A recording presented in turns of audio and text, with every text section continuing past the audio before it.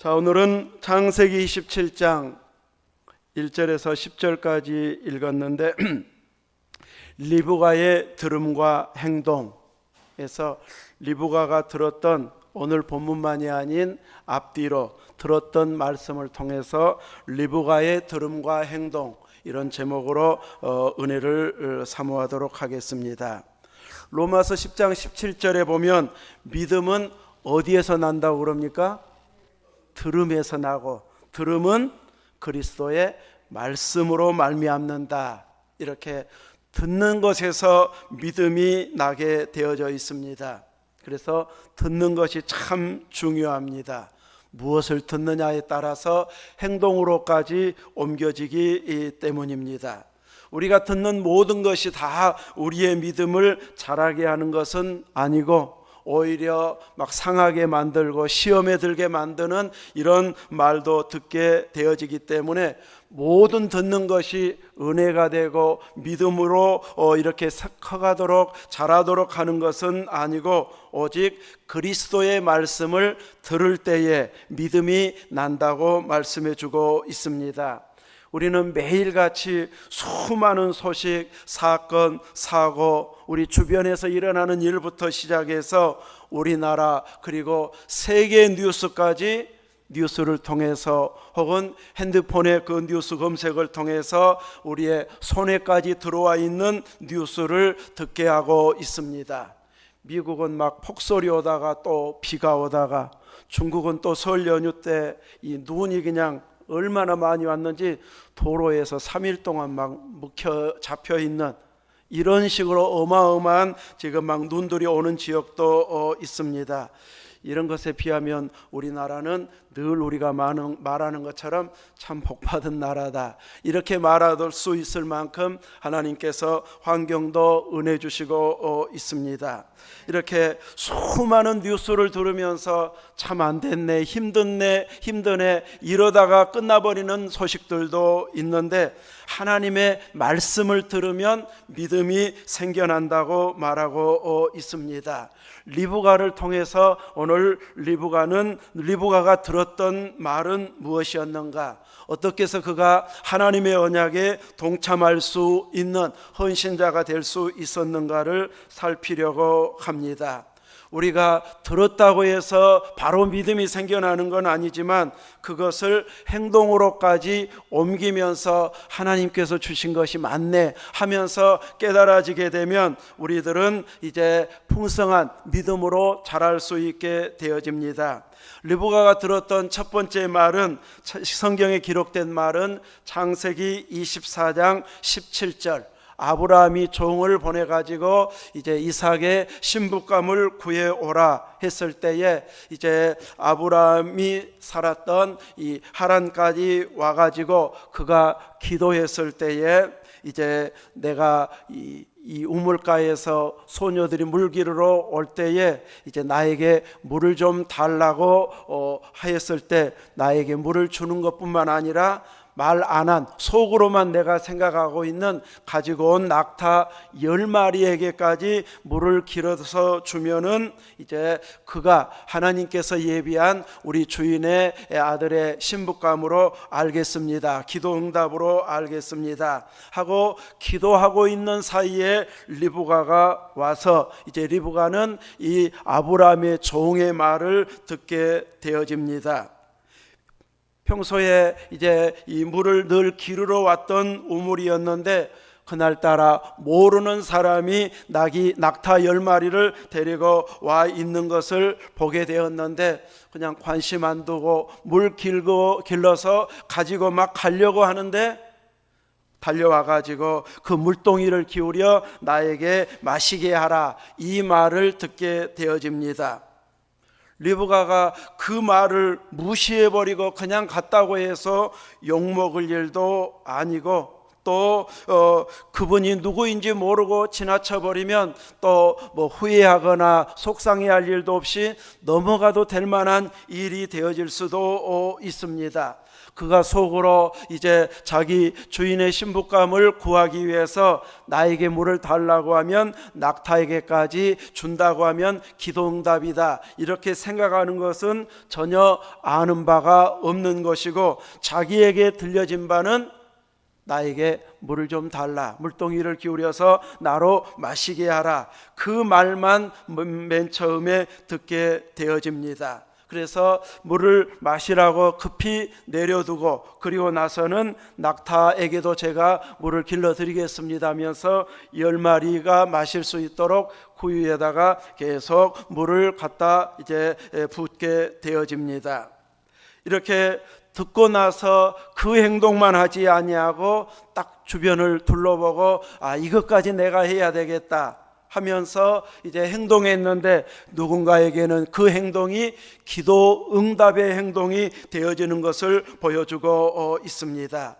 하나님의 음성을 우리에게 직접 들려주시는 경우도 있겠지만, 사무엘에게처럼 사무엘아 사무엘하고 부르면서 하나님이 하고자 하는 일을 미리 가르쳐주는 일들도 있겠지만, 때로 하나님의 일들이 진행되는 가운데에는 평범하게 일상적으로 매일같이 해왔던 이제 일상의 일 가운데 그 일을 진행하면서 나도 모르게 하나님의 일에 동참하는 경우도 있습니다. 그래서 우리들은 일상생활을 하는 동안에도 영적으로 주님께 늘 깨어있는, 주님께 민감하게 열려있는 자가 되어진다면 우리는 나도 모르게 하나님의 일에 동참하는 자가 되어지고, 나도 모르게 지나가는 나그네 힘들어하는 사람을 대접했는데 주님을 대접하는 것이 되어집니다.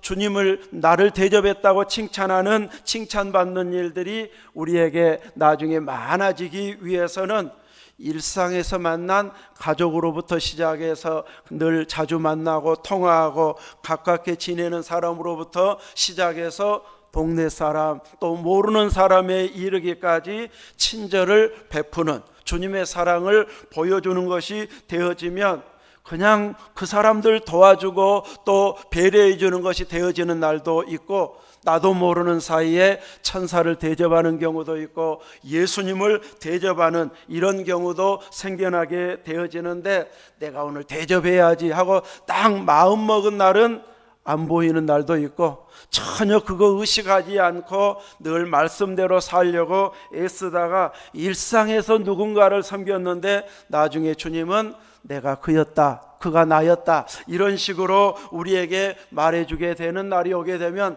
아마 깜짝 놀라는 일들이 상당히 많이 있게 되어질 것입니다. 리브가는 맨 처음에 아브라함의 종인 줄도 모르고 지나가는 나그네를 대접하는 그 대접을 위해서 자기가 할 수 있는 최대한 물을 길러서 그분에게, 그리고 낙타에게까지 주어진 것이 자기 신랑감을 만날 수 있는 행동이 되어졌습니다. 두 번째로 창세기 25장 23절 이하에서 보면 이제 리브가가 이삭과 결혼하고 이제 잉태하게 되어지는데 쌍둥이를 잉태했습니다. 어느 날 보니까 태 중에서 아들들이 싸우는 것을 알았다. 아마 그때도 아들이었는 줄을 미리 알았나 봐요. 아무튼 아들들이 싸우는 것을 보고 내가 어찌할꼬 하면서 속상해하는 것이 아니라 하나님께 물으러 갑니다. 기도하니까 하나님께서 그런 부분까지 또 응답해 주셨습니다. 하나님께서 음성을 들려주심으로 인하여서 리브가는 본격적으로 하나님의 계획하신 일, 언약하신 일에 동참하는 참여자가 되어지게 되는데, 하나님께서 들려준 말씀은 네 태중에 있는 아이 두 사람은 두 국민이라고 말합니다. 이들이 두 쌍둥이가 태어나지만 나중에 한 조상, 한 족속의 조상이 되어지고 나라의 조상이 되어질 만큼 큰 국민이 양쪽에서 생겨나는, 두 나라가 생겨나는 이런 이제 이 아들로 태어날 것이라고 말합니다. 그러면서 이들은 복중에서 태중에서부터 나뉘어진다. 같은 편이 아니고 서로 나뉘어지는 두 나라가 되어지는 출발점이 되어지는데 누가 누구를 섬기리라고 말합니까? 큰 자가 어린 자를 섬기리라. 보통은 장남이 이제 어른이 되고 동생들이 장남을 섬기면 장남이 잘 배려하고 나누어 주게 되어지는데, 이때는 보통 그 시대의 사람들 가정들과는 다르게 큰 자가 어린 자를 섬길 것이다 해서 어린 자가 더 크게 되고 하나님께서 인정해 주시는 이런 나라를 세우는 자가 되어질 것임을 말씀해 주셨고, 리브가는 그 말을 귀 기울여 들여서 이제 동생 야곱 편에 서서 그는 행동하게 되어집니다.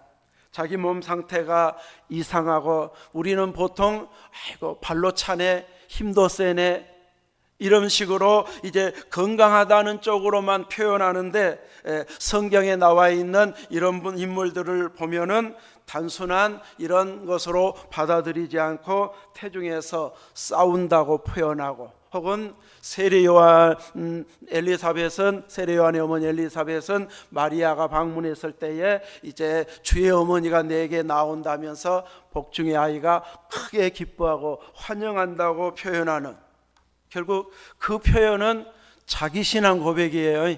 자기 믿음을 표현하는 것이어서 그 일상에서 그가 얼마나 충만하게 살고 있는가를 보여주는 이런 표현이고 고백이라고 할 수 있을 것입니다. 그래서 이제 리브가는 복중에서 싸운다는 느낌을 받았을 때에 그 문제를 가지고 혼자 이거 이상하다 이러고 끝내지 아니하고 하나님 앞에 나와 기도했을 때에 하나님께서는 먼 미래에 하나님께서 이루실 일까지 말씀을 받게 되어지는, 이런 놀라운 하나님의 계시를 듣게 되어지는 은혜가 있게 되어집니다. 우리들도 힘든 상황들이 살다 보면 생기게 되어지는데, 막 힘들고 지쳐있는 모습으로만 마무리해버리면 늘 지쳐있는 모습, 힘들어하는 모습, 속상해하는 모습만 보이다가 이제 세월을 많이 허비해버릴 수 있는데, 성경에 기록된 하나님의 쓰임받는 인물들은 그 힘든 상황에서 기도의 자리로 나오고, 기도하면 하나님께서 응답해 주시고 가르쳐 주심으로 인하여서 하나님의 일에 참여할 수 있는, 길을 갈 수 있는 은혜가 임하게 되어지는 것을 깨닫게 해주고 있습니다. 우리가 힘든데 힘들지 않는 척 하다 보면 스트레스가 쌓이게 되어집니다. 막 드라마도 보면은 이제 회사에서 잘렸는데 식구들에게는 안 잘린 것처럼 보이려고 넥타이 탁 메고 정장하고 출근한 것처럼 출근하면 식구들은 모르는데 본인은 스트레스 쌓여요. 그래서 숨기다 나중에 막 발각되면 막 이제 큰 이제 아픔이 되어지는, 그런데 할 수만 있으면 조금이라도 늦게 알리고자 하는 이 가장의 역할을 하려고 하다가 보면은 막 이런 아픔을, 남 모르는 아픔을 겪어야 하는 경우가 있습니다. 그런데 우리 믿음의 사람들은 책임자로서, 가장으로서 혼자 그냥 끙끙 앓으면서 그 책임을 지는 자가 아니라 그 문제를 안고 기도의 자리에로 하나님께로 나아가면 우리 아버지 되신 하나님께서 내가 고민하고 힘들어하는 부분을 해결할 수 있는 길로 인도해 주시고 더 깊은 신앙으로 이끌어 주셔서 계속 기도하게 해서 성숙한 신앙으로 인도해서 이제 더 큰 일을 감당할 수 있어서 나중에 되돌아보면 그때가 좋은 계기가 되어졌다, 출발점이 되어졌다, 내 신앙의 새로운 방향을 잡는 시기가 되었다, 이렇게 은혜롭게 간증할 수 있는 시점으로 만들 수 있게 되어지는데, 그렇게 하려면 내 힘든 것을 가지고 하나님 앞에 나아가서 응답을 받아야 된다는 것을 깨닫게 해주고 있습니다. 이삭은 사회적인 풍습대로 장남 중심으로 아끼고 사랑했다면 리브가는 그 하나님의 음성을 듣고 누가 큰 자가 될 것인지를 알고 하나님이 누구를 더 크게 쓰시는가를 알고 하나님이 가르쳐 주신 거기에 맞추어서 행동함으로 인하여서 자연스럽게 야곱을 더 사랑하는 자로 행동하게 되어지는 것을 보여주고 있습니다. 창세기 26장 6절 7절에서는 리브가가 이삭이 애굽으로 내려가려고 했을 때에 하나님께서 애굽으로 내려가지 말고 내가 지시하는 땅으로 가서 거주하라는 말을 남편과 함께 리브가가 듣게 되어지는데, 그곳 사람들이 이삭에게 물어봅니다. 너와 함께 있는 저 여자는 누구냐? 이렇게 물었을 때 남편이 누구라고 하는 말을 이제 리브가가 들었을까요? 나의 누이, 동생입니다 하는 말을 듣게 되어집니다.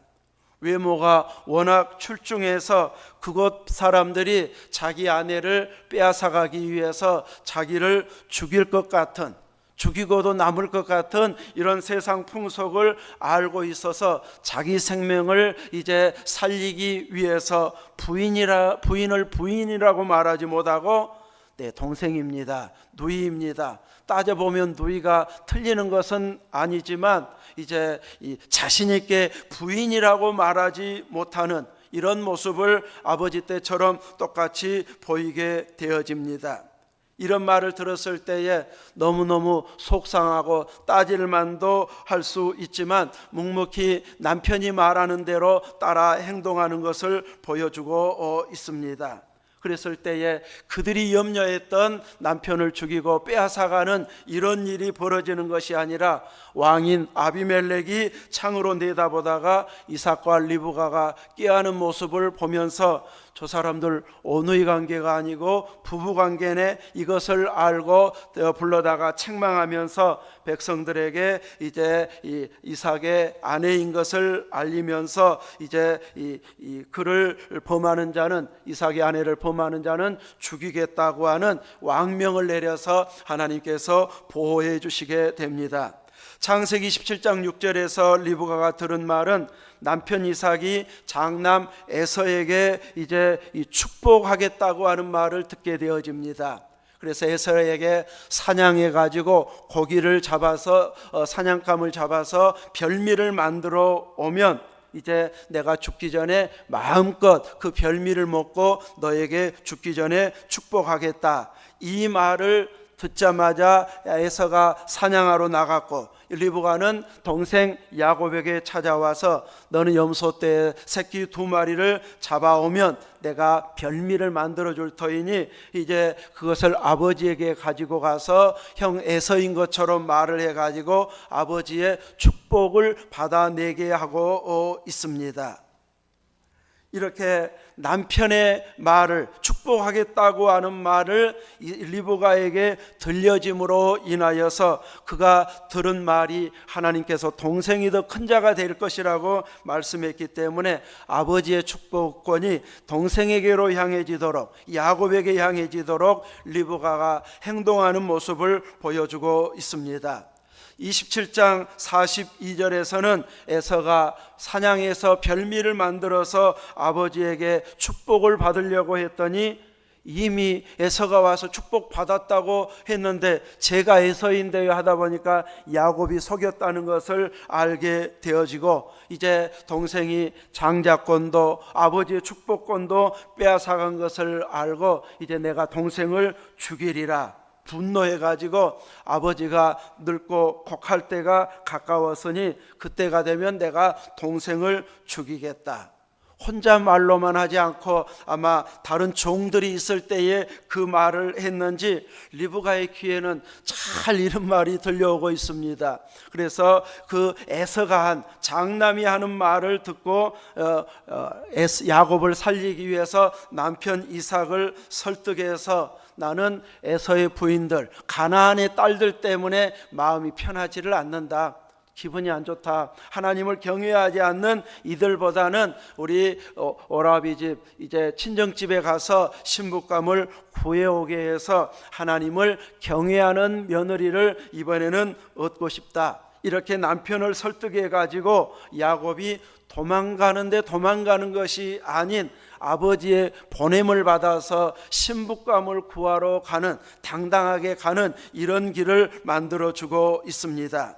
이렇게 리브가는 에서가 분노해서 동생을 죽이겠다고 하는 그 말을 듣고 동생 야곱을 살리기 위해서 오라비 집으로 보내게 되어졌는데, 거기에서 이제 생각지도 못한 부인들을 얻음으로 인하여서 야곱이 12아들을 낳게 되어지고, 그 12아들은 훗날 이스라엘의 나라를 또 번성하게 하는 근간이 되는 12지파, 기반이 되게 하는 이런 조상들이 되게 하고 있습니다.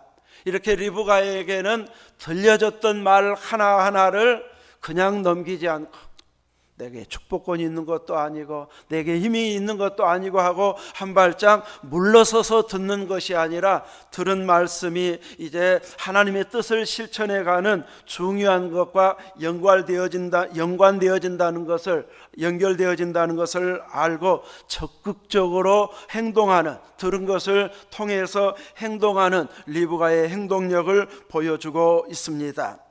특별한 말씀을 듣고 음성을 듣고 환상을 보았다고 하는 사람들도 종종 있기도 합니다. 그러나 그 사람들에게 하나님은 모든 일을 다 맡겨서 완성하게 하시지는 않습니다. 그때마다 어떤 역할을 할 것인지를 깨닫게 해주시는 것이지, 혼자 듣고 완성하고 일을 다 진행해 가는 것은 아니기 때문에, 오늘 우리들은 누군가의 말을 듣거나 말씀을 들었을 때에 내가 해야 할 일은 무엇인가, 내 역할은 무엇인가, 하나님은 나에게 어떤 행동을 하기를 원하셔서 듣게 하셨는가를 지혜를 구해서 깨달아서 앞에서 이끌어가야 할 자인가, 이 사람 저 사람에게 해야 할 역할을 맡겨야 할 자인가, 뒤에서 후원하고 지지해주고 밀어줘야 할 자인가 하면서 그때그때의 일 하나하나를 내가 해야 할 일을 이제 리더십을 가지고 끌어가야 할 자인가,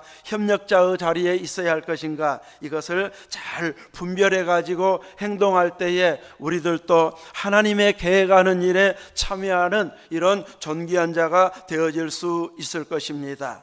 리브가는 자기가 듣기 위해서 일부러 여러 가지 장치를 만들어 놓고 사람들이 다 자기에게 말해 주도록 이렇게 유도한 것 아니고, 일부러 들으려고 한 것도 아닌데, 하나님께서는 이상하게 잘 듣는 길을 그에게 열어주셔가지고 하나님이 쓰시는 일에 그가 행동하도록 하나님께서 들려주시고 있습니다.